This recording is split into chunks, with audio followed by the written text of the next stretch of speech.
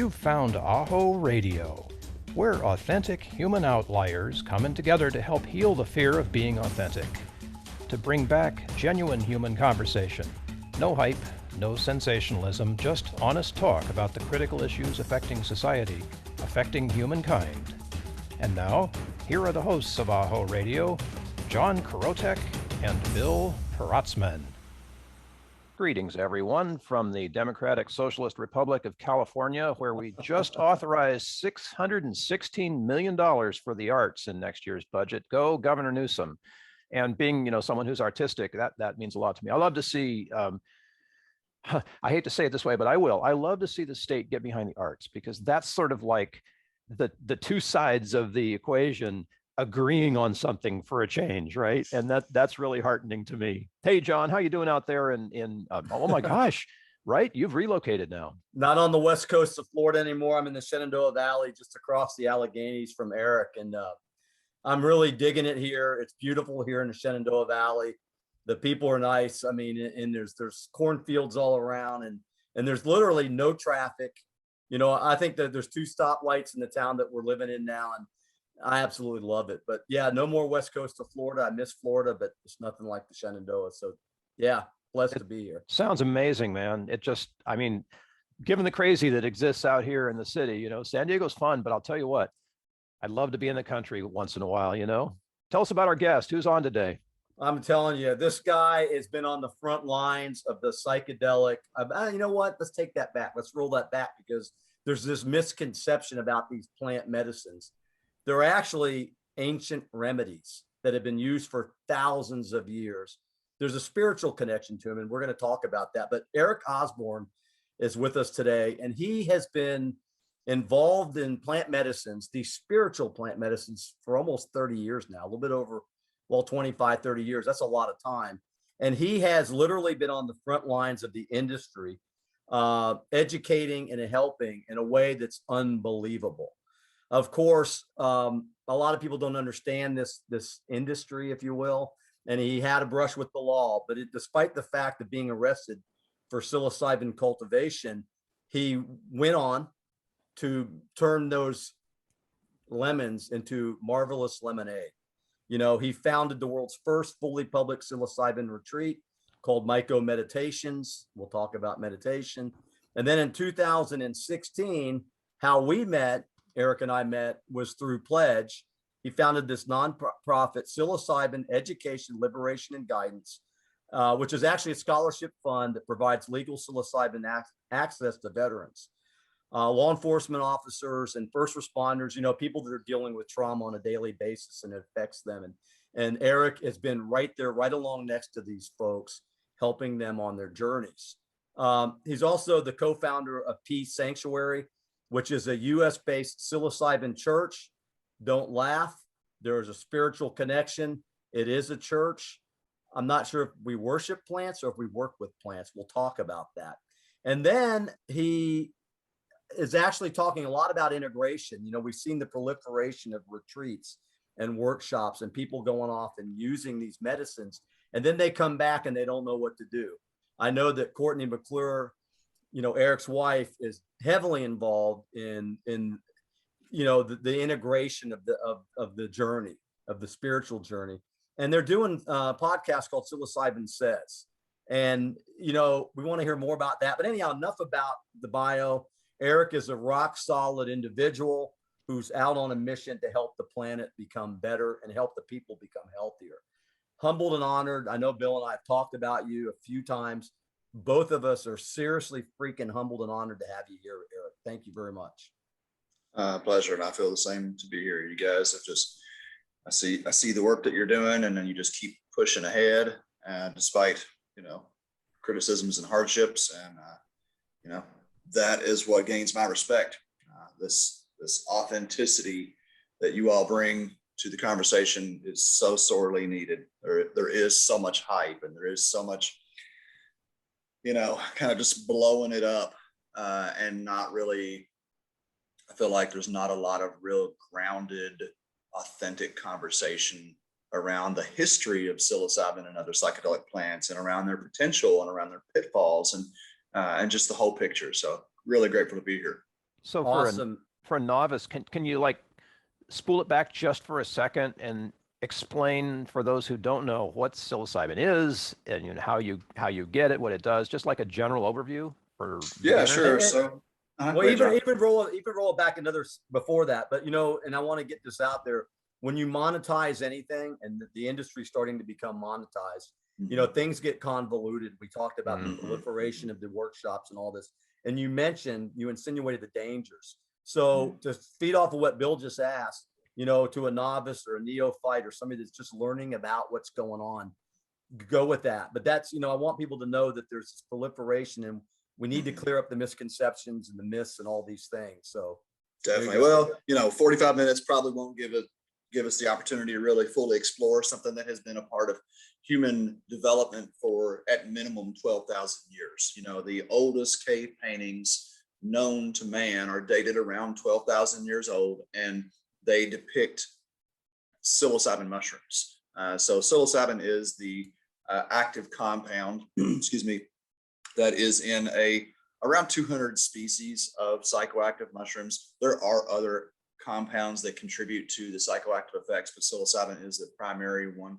And these mushrooms have been used historically by our ancestors for spiritual purposes, for spiritual growth, just as long as human history has been recorded.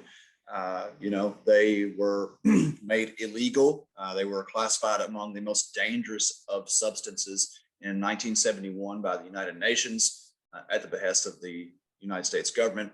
That's completely false. They were denoted as Schedule I substances that had no medicinal value, were highly addictive, high potential for abuse, and dangerous to society. And we now know, well, we actually knew then, but it's becoming more widespread knowledge that these mushrooms actually are incredibly beneficial, as are other classic hallucinogens such as mescaline, which is in a variety of cactuses, DMT, which is in a huge array of plants, and even LSD, a chemical compound that was first synthesized from an ergot fungus. So the misconceptions around psychedelics are many, even within the psychedelic community. And while I have been involved in this field for the better part of 25 years, I still consider myself very much a baby here, because there is so much to learn. There were thousands of years of documented exploration and study with psilocybin mushrooms in particular that were completely wiped out by the Spanish Conquistadores. So to think that myself or anybody else in 25 or 50 years is going to be able to recover the amount of knowledge that it took thousands of years to compile would be arrogant, to say the least. So that's, again, that's kind of one of the frustrations that I have with the modern psychedelic movement, is approaching it from a strictly scientific, deconstructive perspective. I believe has a significant amount of ego and arrogance to it. And to really fully understand, or to really fully, experience these plants, we've got to, as much as possible, let go of this belief that we can really know what is happening. It's psychedelics, for those who have had experience, particularly with DMT or high dose psilocybin, can understand more readily that there is experience and then there is a knowing. And the knowing that comes out of the experience can maybe not be fully put into words. So that's, part of the struggle that I have with my work here with psilocybin, is conveying the knowledge and experience that I've gained when we don't actually have a language that's fit to do so. Does any of that make sense? Totally resonates. Yeah. Yeah, it's education's critical, and trust is critical too, and especially when you're administering, compounds and medicines that alter perception. Sometimes I know I was talking to, sometimes what might be something to somebody may be something completely different to another person under that experience. Oh, sure. Yeah. There's a commonality, but trust being an issue, where can people go to get educated? I mean, who can we trust? Man, that's really, it's a great question. I don't know that I have a great answer for that. I think that we have to take information from multiple sources. First and foremost, we should trust experience. And I do think that my experience and longevity in this industry, as you call it, does indicate a trustworthiness. I also think that, the scientists and research do have a significant level of knowledge that deserves our trust and respect. At the same time, these experiences that are often broken down into a purely chemical kind of reaction I don't believe are simply that. So they miss it, don't they? That's why I say we've got to take information from various sources and really come to our own conclusions, because the psychedelic experience is an individual personal experience. And so, while we do gain insight from others, ultimately it's up to our own intuition and interpretation of the actual experience itself. Now, when you're going looking for safe, trustworthy experiences with the medicine, with these sacraments, then, I think that's again where it comes to, some kind of traceable historical experience in holding space or being present, or just being there with people. So there are lots of retreats that are popping up, and many of them are run by people who have great levels of experience, and many of them are not. Many of the clinicians who are offering psychedelic therapy have experience with psychedelics, and many of them don't. And that's a very important distinction to make in my mind. So, you really have to do your own research. You have to follow your heart, trust your intuition. There are so many people that have come to me and said, I looked at 25, like the last lady I worked with, she said, I looked at 25 different retreats and therapists and practitioners, and my gut just said, go to Eric. And so I'm not saying everybody feels that way about me. Some people feel like it's not a good match, but the psychedelic experience is very much about intuition. So starting from that place and following your intuition, I think is probably, the best initial approach. Yeah, I think that that was a great answer. And therein lies the misconception. People, this recreational use versus the therapeutic use. And I know that plant medicine certainly helped me through my own personal stuff dealing with the trauma from early on in life.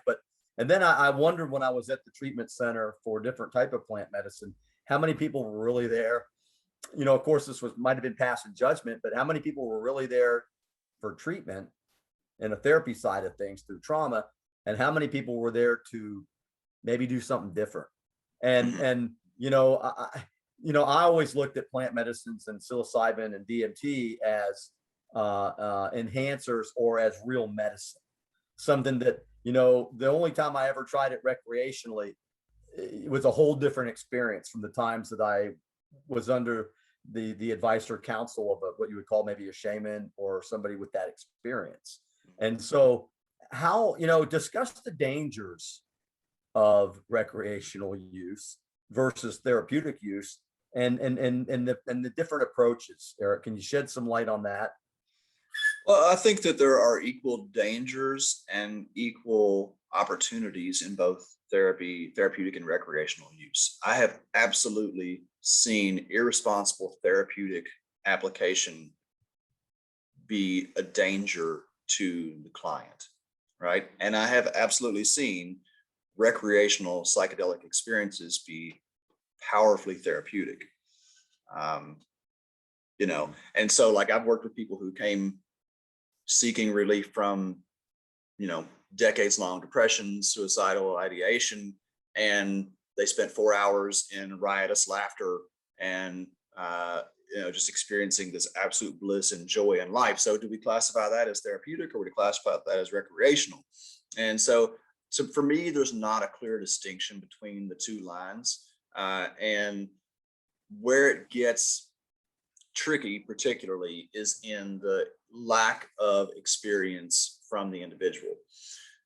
I can take psilocybin and go for a walk in the woods, and that can be an enjoyable and therapeutic experience, like a low-level psilocybin dose. I can take a high-level psilocybin dose, completely dissolve myself, spend 4 hours in laughter and tears, come out with some very profound realizations, and that can be both recreational and therapeutic.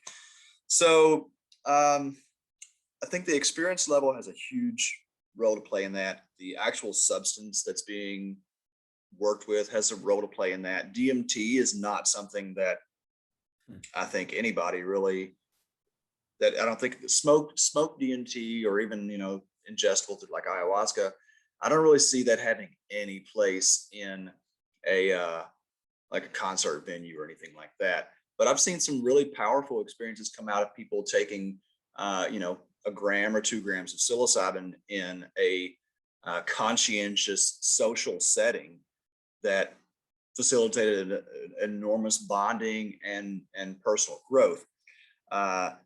The danger with the therapeutic aspect, again, is if you have someone who is either ill-intended or who is managing a scenario for their own ego or trying to be the savior of other people, that is very problematic.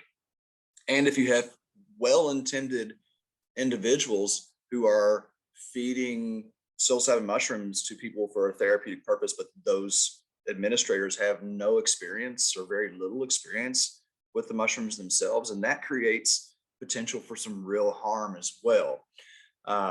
So, I don't have a real clear-cut answer for that. LSD is something that I have worked with personally in public settings, and has been such a powerful healer and helped me really regain a love for humanity that I had lost. So, your intention is enormous when it comes to the outcome that you get from these experiences. The setting is huge impact. So, if you're very new to psychedelics, then I absolutely 100% think that they should be used in a very controlled isn't the right word, but a very intentional, quiet, reflective setting. And that should probably happen for a while, because one of the things that mushrooms particularly seem to do is kind of lure you into the deep waters, And so I've seen people who have taken a dose or 2 of mushrooms, and they think that they know what this is about, and mushrooms are easy and fun and light. And then they get into like their 3rd or 4th dose, and all of a sudden they get drug into some really deep, dark stuff. And that can happen in a social setting. And when that does, that can be really traumatic. So, there are various types of cautions to take when using such powerful substances as these. Yeah. It's kind of funny because you the name of your podcast, Psilocybin Says. Like we give the plant an identity, right? And you've alluded to it, that the plant talks to me, it tells me things. And isn't that's spiritual? Reflect on that a little bit, what the plant actually means in a spiritual sense, because Bill and I have talked about this. We do believe that the whole journey with psilocybin is spiritual. It's a yes. reconnect. It's a reset. Yes. It's something going on there. The plants didn't just blow up out of nowhere. They've been here for 12,000 years or longer. There's a purpose. There's a reason. What's it saying to us? What is the plant saying? Well, this is the part of the conversation that I think is really missing from public discourse around psychedelics. I very much have a deep appreciation for the scientific perspective. I really, truly do. I love that we're understanding more about the chemical nature and how we can modulate the different compounds and how that can affect the experience and all of that. But really, like, what it comes down to is that this is an individual energetic experience. And, you know, spirituality and religion, God, all church, all these things are kind of loaded terms because of what has happened historically, I think, not because of their innate meaning. We are spiritual beings. We are more immaterial than material. We are more non-physical than physical. And I truly believe that while we're measuring, in large part, we are measuring the physical responses and the chemical activity within the experience, that is secondary. Kind of one of the things that I've been as of late, kind of a description that I've been giving is that my belief is that, you know, we have this perception that psilocybin goes in, binds to receptors, and operates kind of from an inward out fashion. And my experience is that it's actually operating from an outward in, that it's operating, functioning on our ethereal body, and that is impacting our physical body. And this is because of my experiences over the years. Eventually, you know, psilocybin has a way, all these plants, if you study them truly, they have a way of unfolding information over time.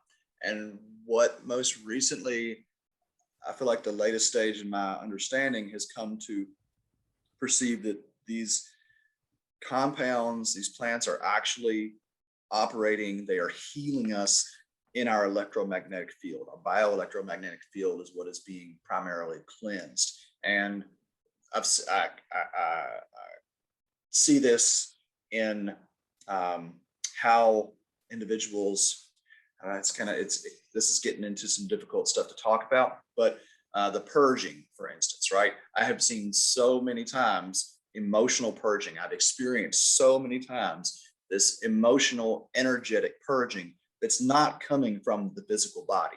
It is 100% coming from this bioelectromagnetic field that is containing our past history. It's containing all of the information. And then that is fed back into the physical form and relieved on. So these are absolutely energetic or spiritual medicines from my perspective. And I didn't start this as I didn't come to psilocybin looking for spirituality. I came to psilocybin as a very rational, science-based person. And it has been a difficult journey for me to accept a lot of what I have seen. And I've often said that if there's anything that I could do to advance my understanding further, it would be to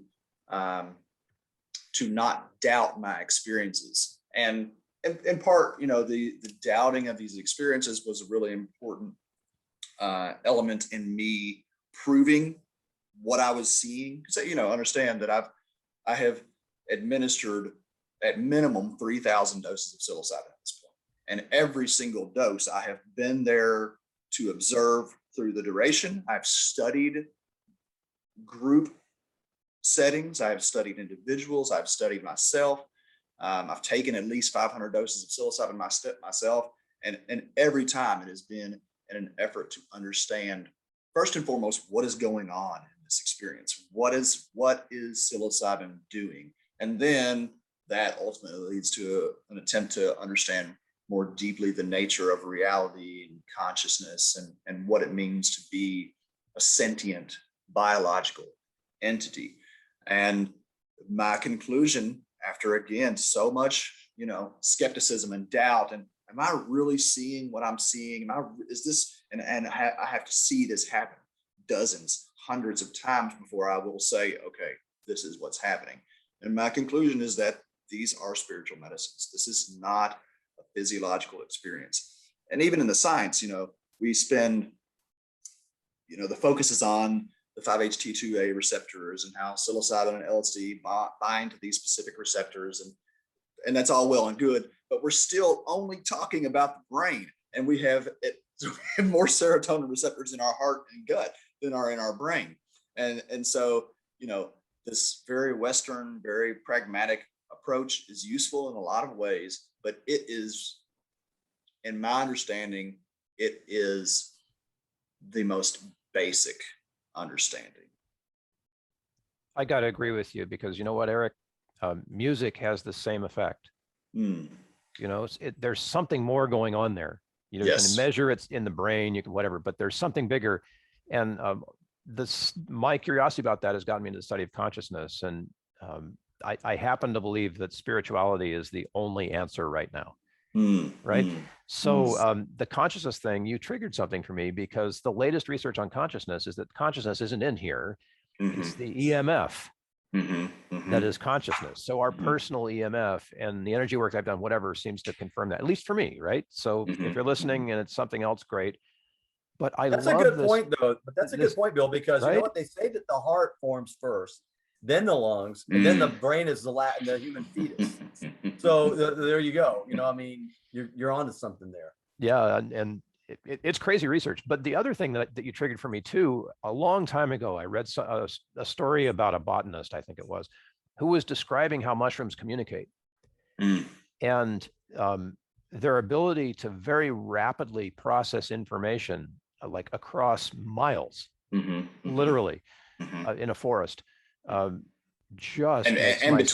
Between species, between species. Yeah. So there's something bigger going on here. And if psilocybin, if all of these compounds allow us to tap that kind of wisdom, it's not even inner wisdom, right? It's like you were saying, it's that external the universe, mega consciousness. Yeah, the universe. It's bigger than quantum physics or whatever. Although they probably have some line on it too. No, the studies of the quantum world are the most applicable, I feel like, to the psychedelic space in terms of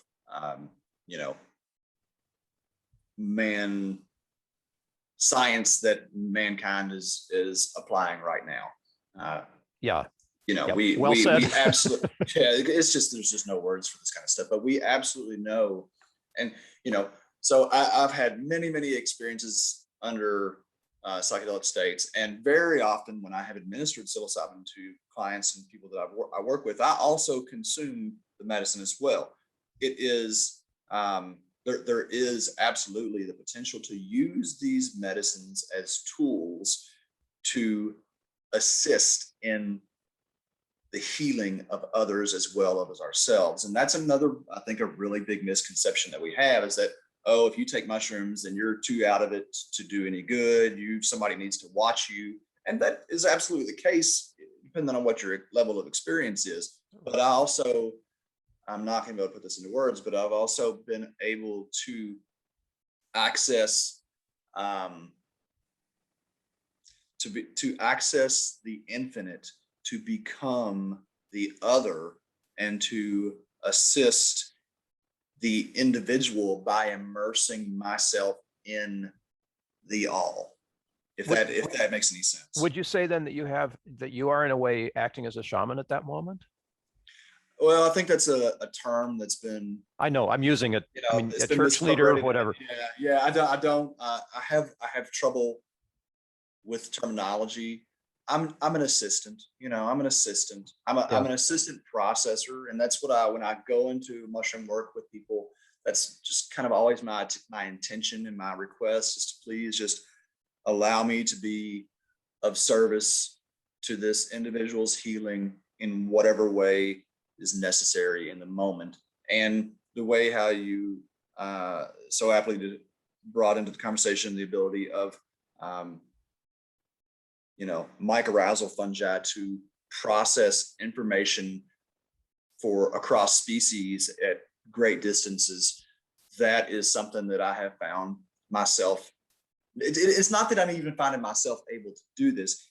This is what we are all doing. Yes, it is. Yes. We are all always processing information for the collective, but there are the more we can get our ego out of the way and this individual out of the way, then the more we are able to efficiently process. And that's really what it's all about to me. I want to be an efficient processor of information for the collective. Well, sorry, Bill, You ask brought it, up John. some, no, but you brought up some very, higher consciousness in and of itself. Yep. Communication. And, Bill mentions, and you mentioned, Eric, mushrooms being able to communicate across miles and miles and miles. It's been proven. Mm-hmm. And then the experiences themselves. And you mentioned early on beings and a total consciousness state, and in human healing, the concept and the journey of human healing and these plants to assist, even the experiences themselves, there's been a commonality. Myself personally, I have witnessed beings that were not human, in there, and like they expected me to be in there, and like they were waiting for me to be in there, and to me it was the egoless state, which I think is what higher consciousness is. And the scientists and spirituality, even though they might buck each other in semantics, are probably very close. Yeah. Because very there's close. 11 or 12 or 13 or a million different dimensions that have been proven by theories. But what does it all mean? I mean, this whole human experience, I fail to believe that we're the only life forms ever, just this planet, this rock, and our star. There's more out there. And I think that what plant medicines do is they opened up they open up a sphere of influence for real human healing and communication. Because I think that if more people had those types of experiences, you might see less hate. You might see less disruption. You might see, imagine a whole human race that finally gets on similar sheets of music to work on collective challenges. I mean, I know people are probably going to listen and go, woo, woo, where's that guy coming from? But the reality is these things exist. They existed before you, or Bill ever came around. And we're sojourners on some type of trajectory. And I personally believe, without going way woo-woo, is that we are somehow spirit nauts, trauma nauts, connecting dots, and really making a huge stab at healing the collective. I don't know. I just, the spirituality is intriguing. And Bill is a music guy, right? And we talk all the time. The first time I met Bill, he goes, listen, send me 100 songs. I'm going to tell you something about yourself. Send me the 100 best songs that you like. And I did. And it was phenomenal what he came up with. The spiritual side. So the spiritual side of the plants is intriguing. And science and all their great remedies is probably more spiritual than they believe themselves to be. But anyhow, why is the integration process so important? And I didn't mean to get off on a tangent. No, it's okay. That's great. There's so many tangents that could be gone off on, I mean, as far as even something that I'm becoming more comfortable talking about publicly is this concept of non-human entities that are encountered in psychedelic space. And, you can probably imagine that I've had a few of those, and I've had communications that the information shared was correct.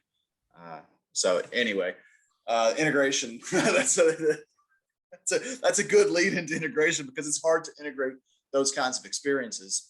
I have absolutely had two shared encounters with physical entities or objects that communicated in the sky.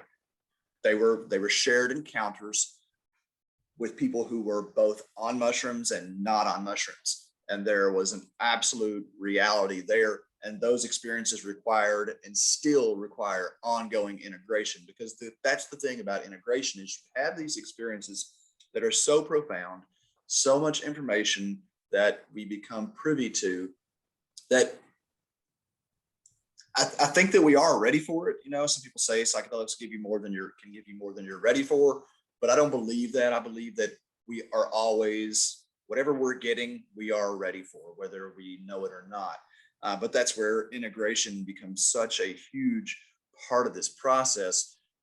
and I think it's a very misunderstood, and it's glossed over in a lot of ways. You know, like integration means like to go have more talk therapy sessions. I don't believe that's the case. I believe that integration means that you actually integrate this new information into your life. You create a practice around it.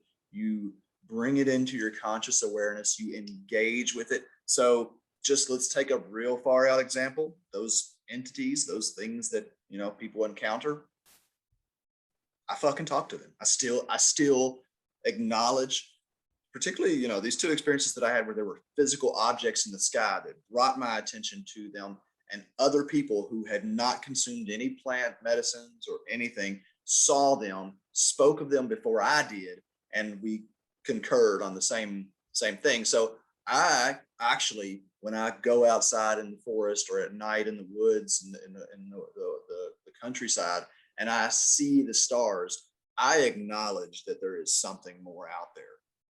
And so that's one of the ways that I integrate it. Another aspect is, you know, this information that I've gained about the bioelectromagnetic field.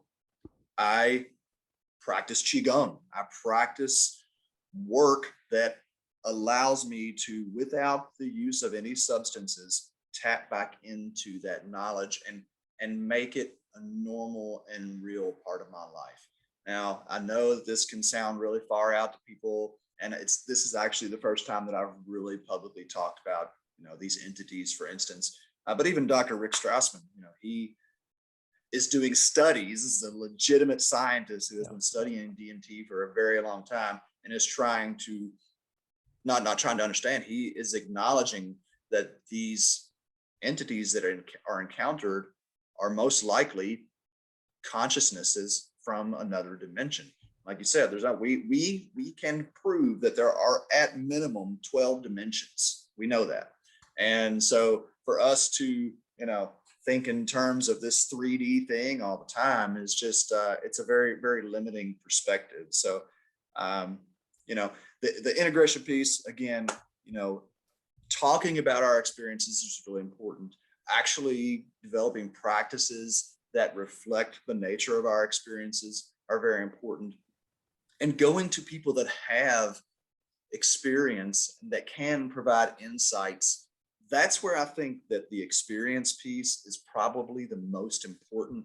Because if you go to somebody and you're trying to, quote, integrate an experience that is really far out there, and that individual, that therapist or that coach or that counselor has no context for what you're sharing, it's going to be really hard for them to give you any kind of concrete advice on how to apply that experience. You know, and that's where I feel like myself, I have that's one of the best gifts that I bring to the table because of all this experience, and not having anybody to help me really integrate it and really kind of learning it myself. I feel like I'm able to really welcome people in that are having challenging kind of things come up afterwards, and learn ways of thinking and ways of behaving that can help solidify the information and give you a direction in how to apply the information in your daily life. Because Eric, what good are these experiences if we don't apply them? Is that the function of the church, like Psanctuary? Is that the function of that to sort of provide a landing zone? Well, so first of all, it's always funny to me. People are starting to say Psanctuary, and we don't ever say Psilocybin, but so we called our church Sanctuary because it is a psilocybin sanctuary, if you will. And now the function of the church is actually more about direct access. We do Sunday services on Zoom where we have what we call inspiration and integration. And so we'll do a 30-minute kind of reading. We use the Tao Te Ching as one of our primary guiding texts. The Tao Te Ching is an ancient scientific spiritual text that is, in all of my years, it is the single text that comes the closest to touching the psychedelic experience. So that's our primary text that we use within the organization. And then we use other kind of motivational and inspirational texts to guide a discussion after the service. And in that discussion, we talk a little bit about experiences. So there is some integration that happens there. And we talk about our understandings of consciousness and what it means to be human. But really the function of Psanctuary is to provide a safe, legal space where psilocybin can be accessed as a sacrament, as the spiritual medicine that I truly believe that it is. More than integration is a extension of the ministry of the church, if you will, that provides ongoing 4 to 8 week coaching support for individuals that are that have gone through an experience or want to go through an experience, and really learn ways of thinking, ways of viewing life and engaging with life that are in line with the lessons that come from a psychedelic experience. This is beautiful. This wraparound. That's really what that's exactly what we're trying to create, is an immersive culture where people can come into the mushroom. If you can be a new initiate, or you can be someone who is well seasoned, and you're going to find a place that really suits your level of experience and your needs. You know, this is something that I don't think small. I think we are doing some big work that is going to drastically change the culture around spirituality, around psychedelics, around what it means to be a human and understand consciousness. You know, 60% of Americans no longer go to any type of spiritual community, aka church. Yep. And that is a real detriment to who we are. We are spiritual beings. We are communal creatures. And I truly believe that the single aspect of modern life that is having the most negative impact on human health is our lack of community and our lack of acknowledgement of our spiritual selves. I love that, because and gosh, you couldn't be more right on, because the community used to be held together by the glue of the church, right? Mm-hmm, mm-hmm. If we look at Western culture, but it's even pretty much the same in Eastern cultures too. There was always a belief system. Yeah. And we talk about plants, psilocybin mushrooms that go back for centuries, the first cave drawing. You can actually find manuscripts, calligraphy and pictures, drawn pictures, artwork, and stained glass windows that depict mushrooms and the use of mushrooms. Oh yeah. I mean, how did this slip by, or did it slip by?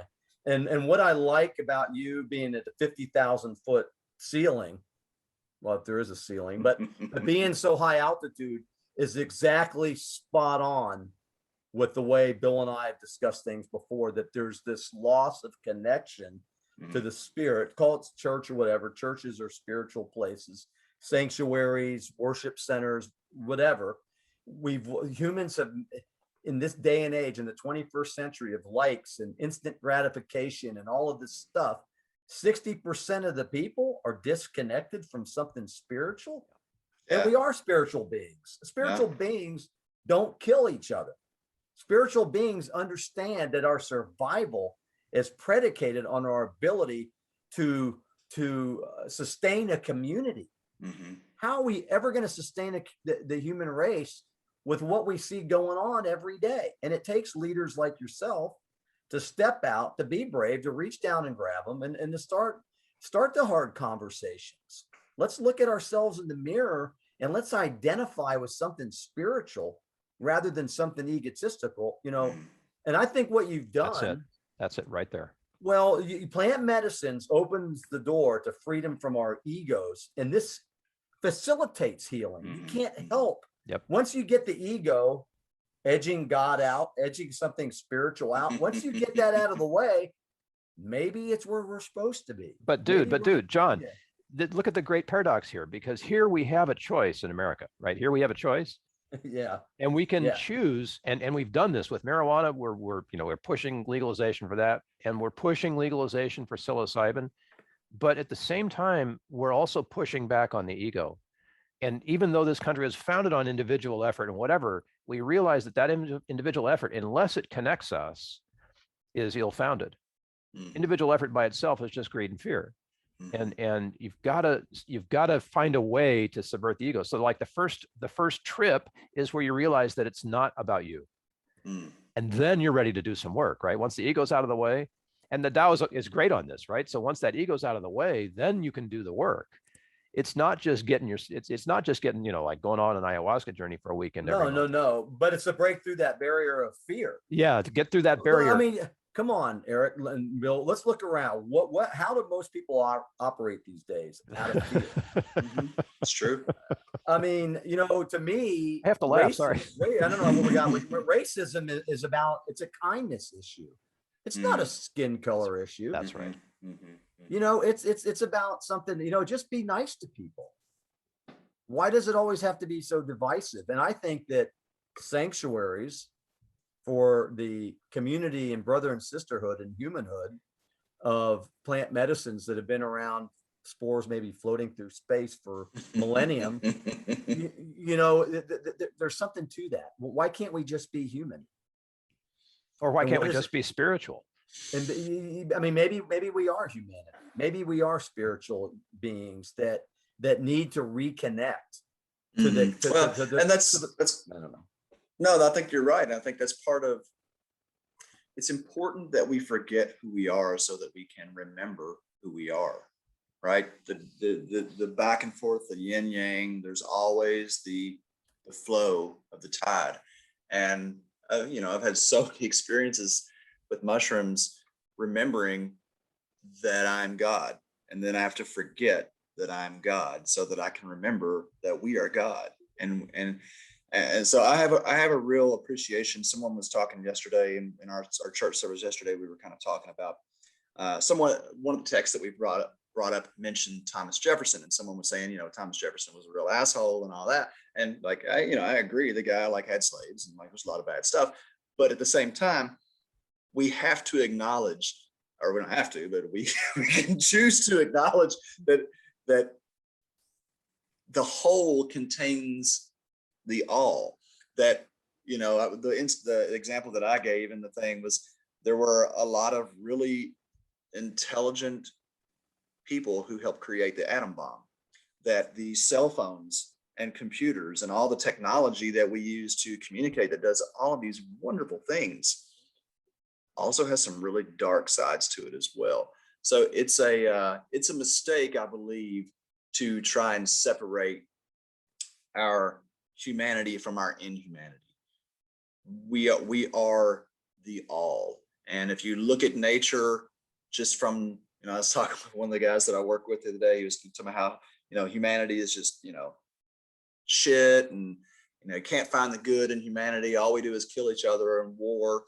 And I said to him, that's kind of one of the things that I've always loved about reptiles. I have a love for reptiles. It's the crocodile, right? Crocodiles are ancient, stoic, calm, almost completely obscure. You can't, you think it's a log. They're so still and peaceful that you think it's a log. And yet, after all of these millions of years, the way that they kill things is still by thrashing it to death.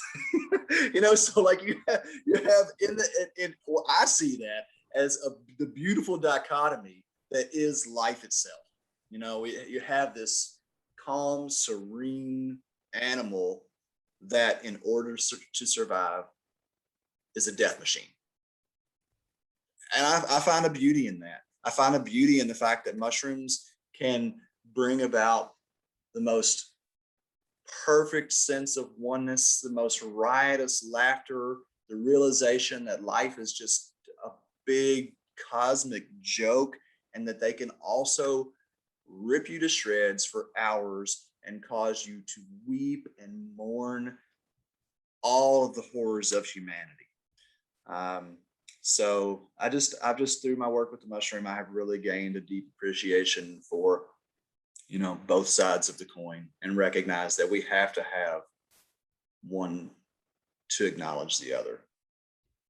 Do we have a shot at legalization here? I mean, within our lifetimes, the knee-jerk reactions that got us into the scheduling of pot and stuff like that are just, you look back at that and you go, what were we thinking? But hey, that's government. So what can the normal person do to sort of promote this new awareness and the substances that get us there, the practices that get us there? Like I said, music, but Reiki and all that, we're all doing the same thing, right?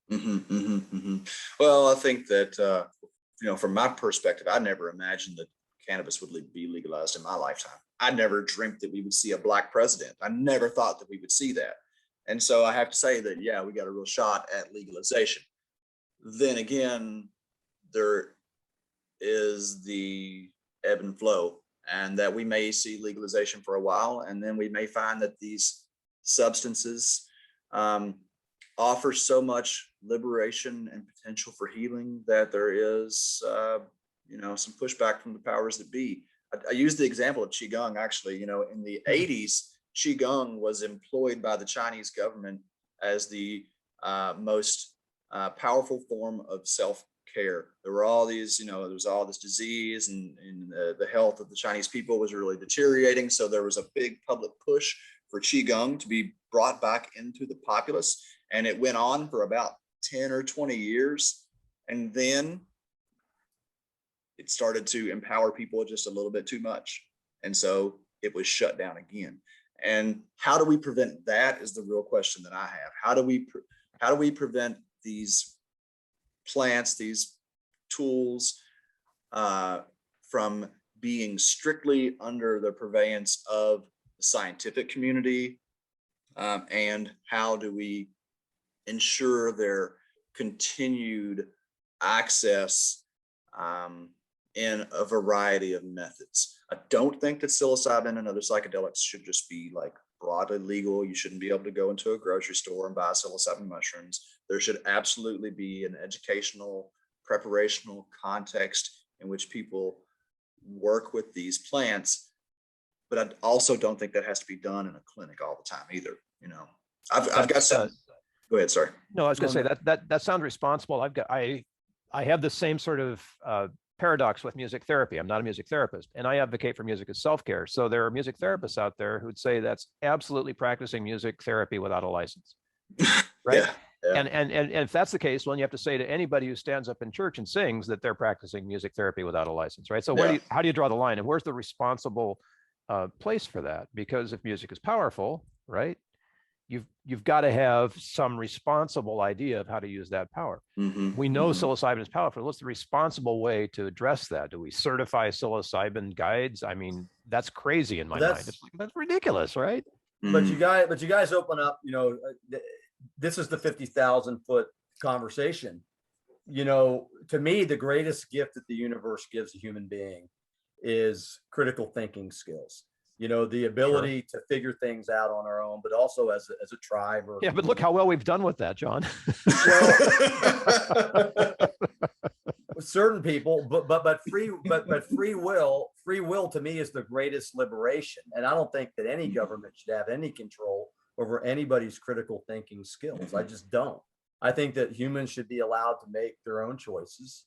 Of course, it's subject to debate, but you just mentioned alcohol, for instance. It destroys lives. And I'm not going to be a hypocrite and say I haven't been wasted before under the influence of alcohol, but it's a legalized drug that I don't think has any spiritual use.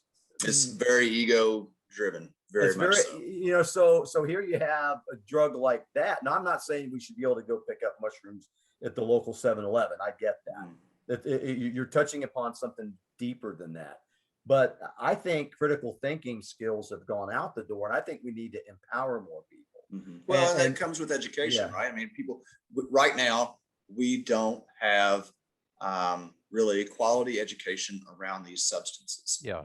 I have a vision for a mushroom festival that I think could be glorious, and you guys should get together. You guys, Bill's the music guy. Yeah. You're the sage. You guys ought to plan something. That being said, I just think that there is, once we reach a certain level of education, of societal education around these plants, that there are so many applications, safe applications. That doesn't mean it's not going to have challenges, right? But again, you bring up alcohol as a reference, which I think is a great basis of comparison, not because they have a similar effect, but because alcohol is pretty predictable in that it inflates the ego, it lowers the inhibitions, and it creates more opportunity for disaster, let's just say. And psilocybin, while it can lower inhibitions, it also decreases the ego, it increases compassion, and it creates more opportunity for connection and community.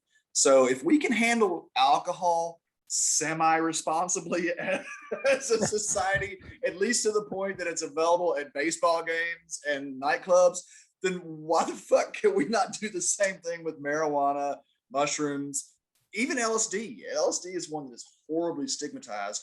Thank you, Tim Leary. But LSD is a very safe and positive medicine if used in the proper context. So, I just think, again, like having authentic conversations, even in psychedelics, I know I bring up LSD and people are like, ooh, you're talking about that. Let's, maybe we should not bring that one up. And I think that's a mistake. We've got to be having real conversations about the human experience. And that's drugs, that's sex, that's violence, that's government, that's racism, ethnocentrism, as I prefer to call it, all of the above. So I really appreciate that you all have authentic conversations and are open to that on the show. Well, you even mentioned that LSD was, I think what was it, a German lab, and it was a fungus that was grown on rice. Swiss lab, something like that. But but I mean, these are high level or high consciousness conversations, and we can talk about government, we can talk about individuals, we can talk about ego, but the reality is, it is one universe, whether we like it or not. We are one human race, whether we like it or not. When we start passing judgment or labeling others for things that we deem inappropriate or not within our lifestyle or our approval, then we run into problems. And I think, like you just said, all that is ego driven, absolutely. and fear. Oh my gosh, I might have to expose who I really am. How many people do you really think the way they act in public is how they really are? My wife and I talk about this. If you don't think couples argue and fight, and you just think that every relationship on the planet with a spouse or a significant other is hunky dory, then you're lying. Let's quit lying about what's going on. And let's have the conversations. And yeah, we talked about monetization, and that adds a whole other level. And, so I personally think if you're making money off of helping humanity in a positive, authentic way, then it's probably a good thing. Yeah, for sure. If you're making money off of fear mongering and some of the things we see taking place, and people are laughing all the way to the bank, then there's an issue with that. It's anti-human. John, can I ask a question about addiction? Because as we're talking here, I had never thought of mushrooms in that context, but brought up alcohol. We've got caffeine, cigarettes, sugar, a lot of stuff that has a similar effect on the human system. But Eric, talk to us about mushrooms and addiction just for a little bit. As far as them assisting with addictive tendencies or them being addictive themselves? I'm kind of leaving it open, but let's answer the one about whether they're addictive first. Man, no. Let's just say, like I said, I've had about 500 doses of mushrooms, and right now, if I think about taking mushrooms, I'm like, oh God, really? Do I have to? Do I really have to do this? So it's something that every single time I take mushrooms, I approach it with trepidation and enormous respect, and knowing that this is something that is not going to be easy. It's not something that I per se want to do, honestly. And so completely non-addictive. Now, people can and sometimes do use psilocybin as an escape, as spiritual bypassing. And I think that's a danger. Also, one of the kind of tricky things about psilocybin is that, unlike ayahuasca or even LSD, you can take a very low dose of psilocybin and function pretty well. And I think that creates the potential for, again, this kind of bypass or escapism. So I truly believe that even if used in a quote recreational experience, that it should be intentional. It should be used with the intention to really explore what it means to be a member of your community and what it means to be a human, an individual within this community, and not as a way to just like forget about all your worries. If something comes up while you're, in a quote recreational experience, and recreation means recreation of self, which I think is a relevant topic to bring into the conversation. But if something like that comes up in a quote recreational experience, then it should be dealt with. It should be looked into. It shouldn't be just tossed aside. And I think that's, if any psychedelic has a potential for abuse, it is absolutely LSD. I fully recognize that. LSD has the potential to just be a pure on party drug. And there's potential risk there for sure. If we're looking at this from an authentic growth perspective and not just avoiding. Does that make sense? No, that's a great question too, because that was what we were talking about earlier about, were people there for recreation or for real therapy? Mm-hmm. And I think that, and I love what you just said, Eric, about spiritual bypassing and escape. And that can run the dangers. Let's just say you're a mushroom, right? You're a mushroom. Maybe yourself, not too far off.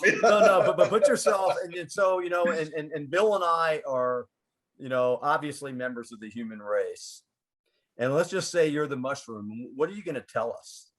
What are you saying to us right now? You're looking around, you're seeing what humankind is doing to each other in this day and age. What would you, as the supreme mushroom of the fungi world, want us to know? I think that psilocybin wants us to know that we're all connected, and that whatever we're doing to each other or we're doing to ourselves, we're doing to ourselves. And so just love each other, support each other, show up for each other. We are all in this together. And, what was it I was listening to? Oh God, what's his name? David Hawkins. Do y'all know David Hawkins? I've heard the name. Amazing consciousness researcher.